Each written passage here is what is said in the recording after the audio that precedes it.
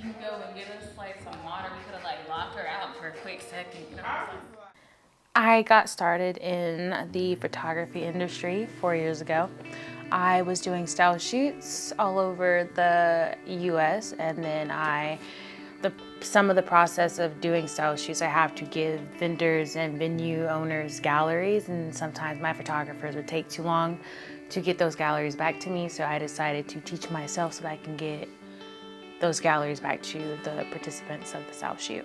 So learning how to do photography on my own and actually giving the participants back images that they could use, I had to actually learn how to use my camera. And in doing so, learning how to not only take a somewhat of a pretty picture, but like the technical side of photography and the editing and everything like that. That was fun for me, and then it kind of picked up my passion from there. We are at UGA about to do a grad session with our new client. I'm feeling pretty confident that we're gonna get some really creative and unique shots, especially with the vintage like architecture that they have around the campus. The only thing I'm really nervous about is being able to be on campus with my lights, because I've noticed that there's a lot of natural light photographers here, and typically you can get away with like doing photo sessions at places you're not really supposed to be doing a photo session without a light, without stuff drawing attention to you. But being that I am going to be the only artificial lighting photographer here, I'm a little nervous about that. Sometimes I feel like I get overwhelmed with the business side of photography and I have to do passion projects. So I'll go on like a retreat, or I'll set up little shoots that I enjoy not only shooting, but I would also enjoy editing as well. And so balancing the two for me is having both those shoots that not necessarily I don't care about, but those shoots that I don't really like enjoy as much as I would enjoy like my favorite genre of photography. So if I like doing more editorial things, fashion, I would do more things like that to kind of feed into my passion projects, and then versus like, you know, stuff that not a lot of people do.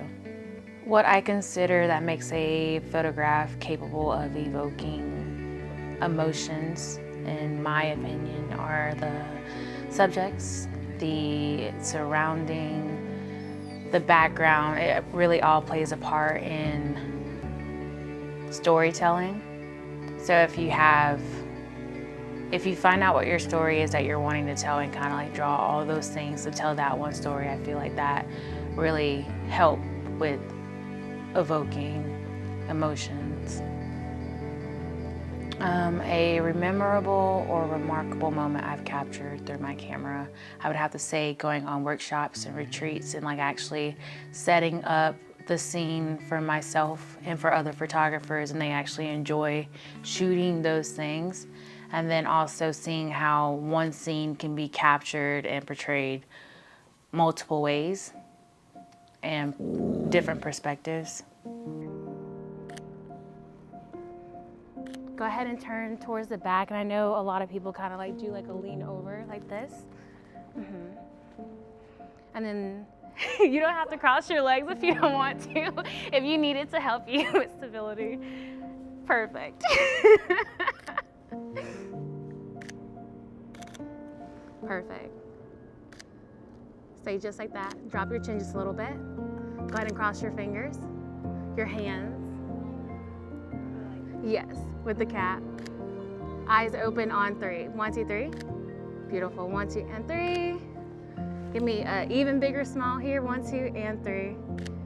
Gorgeous. She looks so pretty. Okay. All right. The most challenging and stressful experiences that I've had as a photographer. Just about anything that you do, you will always have maybe 1 or 2 unhappy clients, regardless of any situations that brings forth. It just really depends on how you manage each situation and how you pivot to come out of each situation, and that can really determine how stressful a situation can be for you. So honestly, regardless of how stressful the situation may seem, it's just kind of like keeping calm and being able to backtrack and pivot so that the situation calms out or levels out, and it's not as stressful as it once was mentally anyway. Sacrifices I've had to make while pursuing my photography career. I don't really think I have a ton of sacrifices that I've had to make, because whatever I do in my photography career, if it doesn't lead me towards the life that I want to live, then I'll just turn down a job and vice versa. So that's kind of how I find my balance of doing both. Whatever, if I'm doing one thing and it doesn't lead me to the life that I want, or if I'm doing something in my life and it doesn't lead me to the photography career that I want, then I don't do them. If it doesn't coexist, I don't do them. If I had to describe a photo experience that resonates with me significantly or holds a importance to my career, I would have to say when I went to WPPI a couple years ago, or last year, and we were shooting a model in a yellow dress on a staircase, and we had a couple different photographers around us. And then out of all the pictures that I've seen, or all the angles that I was seeing everyone else shooting, I was able to be creative and find another perspective to shoot. And then I was really proud of these images, and they are my favorite images to date. A typical day in the life of a professional photographer looks like to me, it really just depends on the day and what tasks I have for that day. If I'm just doing admin stuff, I typically wake up and go ahead and start with my process that I've put together. I'll either start with my emails and work on my follow-up emails, and then after I've done those two tasks, I'll typically go ahead and work on my website, or I'll go ahead and update any promotions I have going on. I'll reach out to clients who may need my service and figure out what they need, and kind of like set myself up for the following day.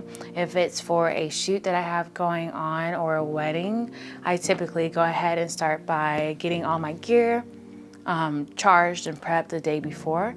I'll typically have most of my things packed that night before, and then I'll go ahead and load everything up, go ahead and arrive to the shoot or the wedding 30 minutes prior to, just so that I can kind of get an idea of what's going on or what type of vibes we're walking into before the shoot actually starts. After that, I typically meet up with my clients and we talk about any expectations that they have. And after expectations are talked about, we go ahead into the shooting process. I'll do my job that they hired me to do, and then also I'll help them out in any other aspects that they may need.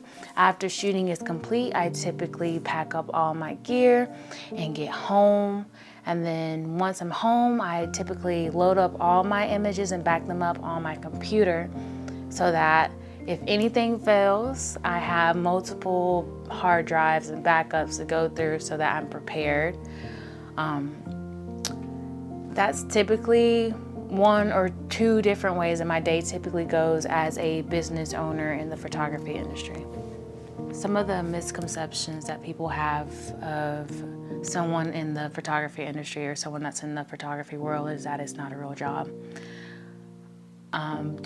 I feel like just because I don't wake up every day and have a 8 to 5 or a 9 to 5 and go physically leave from my house and go to a corporate job that gets benefits and all that great stuff, I feel like it really just depends on the person and their perspective on things like that. I feel that my photography business started 3 years ago, and I make more than most people would at a 8 to 5, including benefits and all that good stuff. I can get my own benefits elsewhere.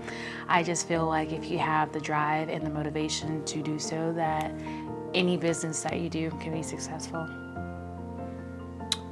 The advice that I would give to an aspiring photographer just starting their professional journey is go on YouTube and get out there and actually practice what you want to learn. Don't expect people to just kind of give you the information that you need. You need to kind of go out and figure it out on your own.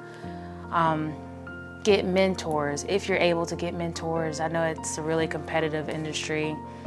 Really, you can be as successful as you want to be as long as you apply yourself and you stay motivated and you go out and get what you want. I would also recommend you be legit.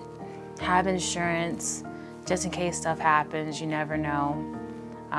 Network, build relationships, meet people, and that can take your business far. We just finished our shoot at UGA. It was so much fun. Ashlyn showed up and she rocked her session. I was originally scared that I wouldn't be able to use my artificial lighting on campus, but there wasn't an issue there whatsoever. We're super stoked for the session and can't wait to go home and edit these pictures.